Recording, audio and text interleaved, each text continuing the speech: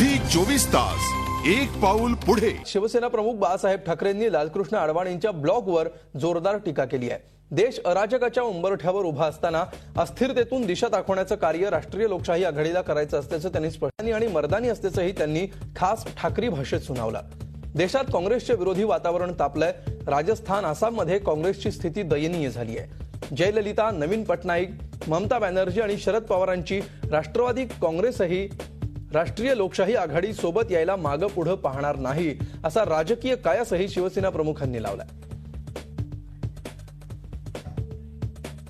Media में जिस प्रकार की बातें आती है उससे लगता है कि कुछ अंतर्कलह है, कुछ मतभेद है, लेकिन डेमोक्रेसी में इस प्रकार के मतभेद सामने आते हैं तो उसको नजरअंदाज करना चाहिए। बड़ी पार्टी है, बड़ी पार्टी में इस प्रकार के मतभेद हो सकते हैं।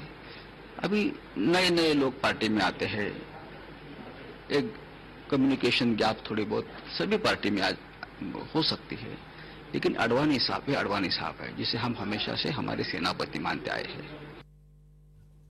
नेता आपण बघूया बाळासाहेबांनी भाजप नेते लालकृष्ण अडवाणी यांना सुनावलेले खडे बोल।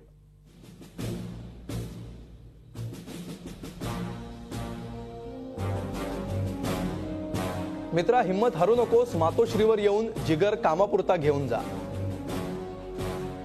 अडवाणींच्या ब्लॉगनं भाजप नेत्यांचं अवसान गळाल्याचं चित्र आहे। मोदी आणि नितीश कुमारांच्या पंतप्रधान होण्याच्या आकांक्षांची भरारी, काँग्रेसचा भस्मासूर गाडून देशाला वाचवणं हे पहिलं कर्तव्य। हिमतीचा दुष्काळ असेल तर मातोश्रीवर येऊन हिम्मत आणि जिगर कामापुरती घेऊन जा। झी 24 तास एक पाऊल पुढे।